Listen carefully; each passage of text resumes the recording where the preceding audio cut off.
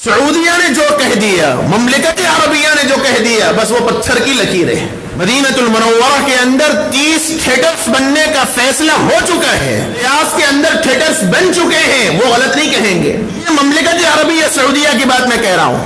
ایسوں کو بلایا گیا جس کے اسلام ہونے پر جس کے کافر ہونے پر کوئی شک و شبہ نہیں، کہ گھر میں باضابطہ گنیش کی پوجا کی جاتی ہو، وہ نام کا اگر مسلمان نام رکھ لے تو کیا مسلمان باقی رہے گا؟ ایک فلمی انڈسٹری سے مسلمان آدمی کو بلایا گیا صرف نام کی وجہ سے، اور اس نے مملکت عربیہ کے اندر جا کر اعلان کیا کہ صاحب یہاں میری خواہش ہے کہ فلم بندی کی جائے۔ جس مملکت سعودیہ نے بدعات کو مٹانے کے واسطے آثار نبی کو ختم کرنے کی کوشش کی ہے، وہاں باضابطہ اس کے ہاتھ کا نشان بنا کر دیوار پہ لگانے کی کوشش کی جا رہی ہے۔ یہ لوگوں کا ایک مزاج ہے، اور خاص طور پر سعودی ریڈنس، ان لوگوں کا ایک خاص مزاج ہے۔ سعودیہ نے جو کہہ دیا، مملکت عربیہ نے جو کہہ دیا، بس وہ پتھر کی لکیریں۔ دلیل کیا ہے؟ صاحب قرآن وہاں نازل ہوا، انہوں غلط نہیں کہہ سکتے۔ مدینہ المنورہ کے اندر 30 تھیٹرز بننے کا فیصلہ ہو چکا ہے، وہ غلط نہیں کہیں گے۔ ریاض کے اندر تھیٹرز بن چکے ہیں، وہ غلط نہیں کہیں گے۔ یہ مملکت عربیہ سعودیہ کی بات میں کہہ رہا ہوں۔ ایک فنکشن ہوا صرف گانے بجانے کا ریاض کے اندر، ایک پہلا لاک ڈاؤن ختم ہوا، اور لاک ڈاؤن کے بعد پبلک پلیس پہ جمع ہونے کا سب سے پہلا کام ہوا فنکشن کے ذریعے گانے بجانے کا کام ہوا۔ 4 لاکھ افراد بغیر ماسک کے وہاں موجود تھے، اور آج بھی مسجد کے اندر کچھ دنوں پہلے تک بھی ماسک کے ساتھ آنا لازم ہے۔ یہ ہے ان لوگوں کا حال جو یہ کہتے ہیں کہ جن سے غلط نہیں ہوتا۔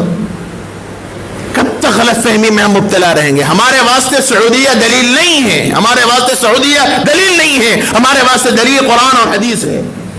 اگر مملکت عربیہ سعودیہ قرآن و حدیث پر عمل کرتا ہے، سنت پر چلتا ہے، وہ ہمارے بھائی ہیں، ہم ان کو مانیں گے۔ اور اگر وہ قرآن و حدیث کے خلاف باتیں کریں گے، وہ شریعت کے خلاف باتیں کریں گے، تو انشاءاللہ ہندوستان سے سب سے پہلے تنقید کرنے والے علماء کرام ہوں گے، اور ہیں اب بھی موجود، اور کر رہے ہیں تنقیدیں۔ باضابطہ کانسیٹ کو تحریریں دی گئی، کانسلیٹ کو بتلایا گیا۔ حضرت مولانا محمد ارشد مدنی صاحب دامت برکاتہم باضابطہ کانسلیٹ جا کر انہوں نے بات کی ہے اس مسئلے پر۔ علماء خاموش نہیں بیٹھیں گے۔ میرے بھائیوں، یہ سوچنا چاہیے، سعودیہ ہمارے واسطے دلیل نہیں ہے۔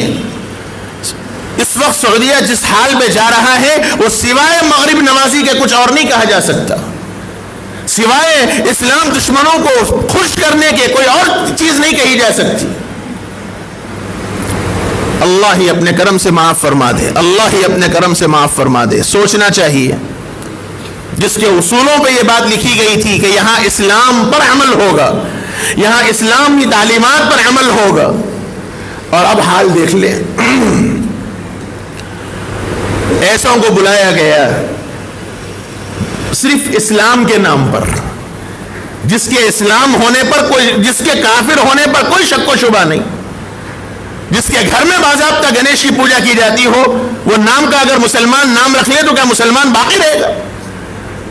صرف ایک فلمی انڈسٹری سے مسلمان آدمی کو بلایا گیا صرف نام کی وجہ سے، اور اس نے مملکت عربیہ کے اندر جا کر اعلان کیا کہ صاحب یہاں میری خواہش ہے کہ فلم بندی کی جائے۔ جس مملکت سعودیہ نے بدعات کو مٹانے کے واسطے آثار نبی کو ختم کرنے کی کوشش کی ہے، وہاں باضابطہ اس کے ہاتھ کا نشان بنا کر دیوار پہ لگانے کی کوشش کی جا رہی ہے۔ یہ ہے وہ سعودیہ کا حال۔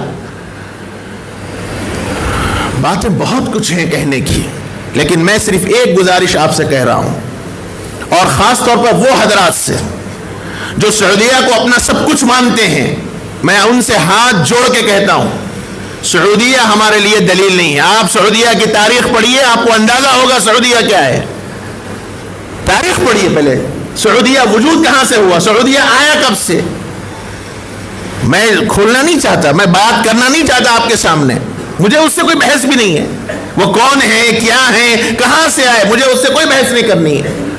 میں صرف یہ بات کہہ رہا ہوں کہ بعض لوگ عقیدت میں، اندھی عقیدت میں اتنے مبتلا ہیں کہ وہ جو بھی کر دیں وہ صحیح ہے، جو بھی کر دیں غلط نہیں ہو سکتا. دلیل یہ ہے کہ صاحب قرآن اور حدیث وہاں نازل ہوا, قرآن و حدیث وہاں نازل ہوا. میرے آقا نے فرمایا, ترمذی شریف اٹھا کے دیکھ لیجئے, حضور نے فرمایا کہ اسلام کا لبادہ اوڑھ کر اسلام کے خلاف باتیں کہیں گے. دلیل زندہ سامنے موجود ہے. اس لیے سعودیہ کو فالو مت کیجیے, قرآن اور حدیث کو فالو کیجیے, قرآن اور سنت کو فالو کیجیے. سعودیہ اگر قرآن و حدیث پہ عمل کرتا ہے بالکل ہمارے سر آنکھوں پر ہے, اور اگر وہ قرآن و حدیث کے خلاف کا بات کریں گے اور کر رہے ہیں تو تنقیدیں برابر ہوں گی اور ہوتی رہیں گی انشاءاللہ. اس لیے میرے بھائیوں, اس وقت حالانکہ میرا یہ موضوع نہیں ہے, 20-22 سال مجھے اس مسجد میں ہو گئے الحمدللہ, میں نے آج تک کسی جماعت کے متعلق کبھی کوئی بات نہیں کی, نہ میرا وہ موضوع ہے. مجھے معلوم ہے ہر طبقہ یہاں آتا ہے, لیکن اس موضوع پر مجھے اس وقت بات کرنے کی صرف اس لیے ضرورت پڑی کہ یہ مسئلہ صرف ایک جماعت دعوت و تبلیغ کا نہیں رہا, یہ مسئلہ پوری ملت اسلامیہ کا ہے, یہ مسئلہ پوروں کا ہے. ان کو کوئی حق نہیں ہوتا کہ وہ بلا تحقیق امت کے ایک بڑے طبقے پر مشرک اور کفر کا فتویٰ لگا دیں. جب تک تحقیق سے کوئی بات ثابت نہ ہو اس وقت تک فیصلہ نہیں کیا جا سکتا. میں آپ کو بتلاؤں کہ علماء کس قدر باریکی کہتے ہیں شریعت کی باتوں میں. جب تک علانیہ طور پر صراحت کے ساتھ دلائل کے ساتھ کسی کے کفر اور شرک کا فیصلہ, جب تک چیزیں سامنے نہ آئیں اس وقت تک کفر کا فتویٰ نہیں دیا جاتا. بلکہ فقہ کے اصولوں میں سے حتی الامکان جہاں تک ممکن ہو سکے ایک مسلمان آدمی کو کفر سے بچانا چاہیے, ایک مسلمان آدمی کو شرک سے بچانا چاہیے. اس کی بات اگر اسلام کے خلاف ہو رہی ہے تو جہاں تک ہو سکے تعویل کرنی چاہیے. یہ اسلامی اصولوں میں سے ہے. یہاں تو ہمارا مسئلہ یہ ہے کہ منبر بیٹھے انہیں کافر, وہاں بیٹھا انہیں مشرک, انہیں بیٹھا انہیں کافر. ہم لوگوں کا مزاج تو آج کل یہ بن چکا ہے, فتوے صادر کرنا, فیصلے کر دینا, اور خاص طور پر شرک اور بت پرستی کے فیصلے کرنا تو آج کل بڑا آسان ہو گیا. اس کو انہیں کافر کر دیا جائے, انہیں کافر ہو گیا, انہیں مشرک ہو گیا, انہیں بدعتی ہو گیا. ہمارے فیصلے تو آج کل ایسے ہو گئے. اور ہمارا معاملہ ایسا ہے کہ جو توحید پرستے ہیں وہ بدعت کا لفظ بولنا نہیں آتا, فیصلہ کرتے بدعتی. اور وہ جو فاتحہ درود والے ہیں وہ ان لوگوں کو کافر اور مشرک کہتے ہیں. کیا کفر اتنا آسان ہے؟ کیا شرک اتنا آسان ہے؟ کیا نبی کی دعوت اسی لیے ہوئی؟ کیا نبی اسی کام کے لیے دنیا میں بھیجے گئے؟ حتی الامکان میرے بھائیوں یہ فیصلہ عوام کا نہیں ہے. میں ہاتھ جوڑ کے کہتا ہوں, کفر کا شرک کا فیصلہ صادر کرنا عوام کا کام نہیں ہے, یہ کام علماء کا ہے. یہ ان لوگوں کا کام ہے جن کی زندگیاں قرآن و حدیث میں لگی ہوئی ہیں, جن کی صبح اور شام کتابوں میں لگی ہوئی ہے. یہ فیصلے صادر کرنا ان کا کام ہے, یہ ہمارا کام نہیں ہے. صرف میں آپ کو ایک موٹی مثال دوں, صرف ایک مسئلہ. کل رات میں تقریباً 40-45 مفتیان کرام کی ایک میٹنگ ہوئی, صرف ایک مسئلہ چلا. 8:30 بجے سے ہم لوگ بیٹھے, رات 1:45 بج گئے صرف ایک مسئلے پر. اس پہ بھی حل نہیں ہو سکا مسئلہ, کوئی فیصلہ نہیں ہو سکا. دلائل ہر ایک کے سامنے آتے رہے. 8:30 بجے سے ہماری بیٹھک شروع ہوئی, مسئلے پہ بحث ہوئی, 1:45 بج گئے رات کا, لیکن فیصلہ اب تک بھی نہیں ہو سکا کہ اس مسئلے میں صحیح بات کیا ہے. دلائل دونوں طرف ہے. علماء اتنی آسانی سے فیصلہ نہیں کرتے, دلائل کی روشنی میں بات کرنی پڑتی ہے. اس کے بعد کوئی ایک موقف سامنے آتا ہے. اب یہاں تو مسئلہ یہ ہے کہ صوفوں پہ بیٹھ کے کفر اور بت پرستی کے فیصلے ہونے لگے ہیں. اللہ کے واسطے میرے بھائیوں میں ہاتھ جوڑ کر عرض کرتا ہوں, بہت حالات سنگین ہیں, بہت مسائل ہیں. ان نزاکتوں کو ہمیں سمجھنے کی ضرورت ہے. کام کی حقیقت کو سمجھیے. دعوت و تبلیغ کی حقیقت کیا ہے؟ ایک دن اپنی زندگی کا نکالیے, ایک دن صرف. وقت ہے تو آپ 3 دن لگائیے. آپ کو معلوم ہوگا کہ اس میں بتلایا کیا جاتا ہے, اس میں سکھایا کیا جاتا ہے, اس میں معلومات کیا فراہم کی جاتی ہیں, اس میں کون سی بت پرستی سکھائی جاتی ہے, اس میں کون سی قبر پرستی سکھائی جاتی ہے, اس میں کون سی دہشت گردی کی تعلیم دی جاتی ہے. آپ کو معلوم ہوگا اس میں کیا ہوتا ہے. کبھی آئیے تو صحیح, کبھی معلوم تو کیجئے بیٹھ کر. اس لیے فتوے اور فیصلے صادر کرنے کے بجائے تحقیق کیجئے. اللہ نے آپ کو بھی عقل دی ہے, آپ کو بھی شعور دیا ہے, آپ کو بھی سمجھ دی ہے, بات سمجھنا آسان ہوگا. اور بنیادی چیز اصل یہی ہے کہ ہم دین سے مانوس ہوں, ہم اسلامی تعلیمات سے مانوس ہوں, ہم اسلامی تعلیمات کو اپنی زندگیوں کے اندر اپنائیں. اس وقت تک ہم صحیح معنوں میں کامیاب نہیں ہو سکتے. آج ہم اپنی زندگیوں میں مگن ہو گئے, صبح سے شام تک کاروبار میں، مصروفیات میں، ملازمت میں، زندگی کے جھمیلوں میں ہم اتنے پڑ گئے کہ ہمیں قرآن اور حدیث کو سیکھنے کے لیے وقت نکالنا بظاہر مشکل ہے، تو دین کہاں سے آئے گا؟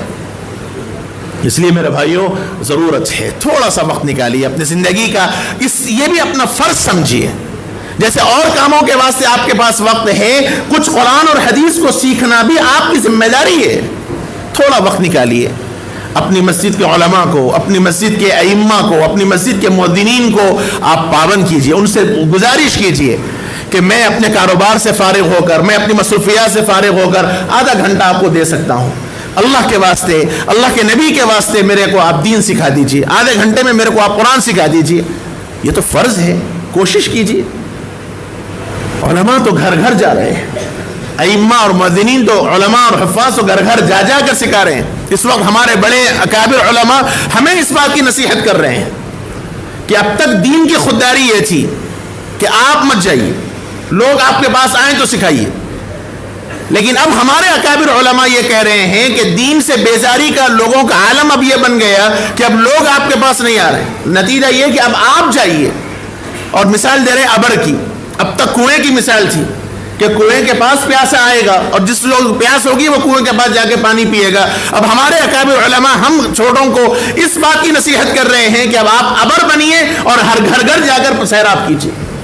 اس وقت یہ ضرورت ہے اور چل رہی ہے کوششیں علماء کی، لیکن آپ کا بھی فرض ہے مختلف جگہوں پر جہاں تعلیم بالغان کا نظام قائم ہے بہت سی جگہوں پر ہے، وہاں جائیے، وہاں سیکھیے، آدھا گھنٹہ 1 گھنٹہ آپ اپنی سہولت سے وقت دیجیے، کچھ قرآن سیکھیے، کچھ احادیث سیکھیے، کچھ تجوید سیکھیے۔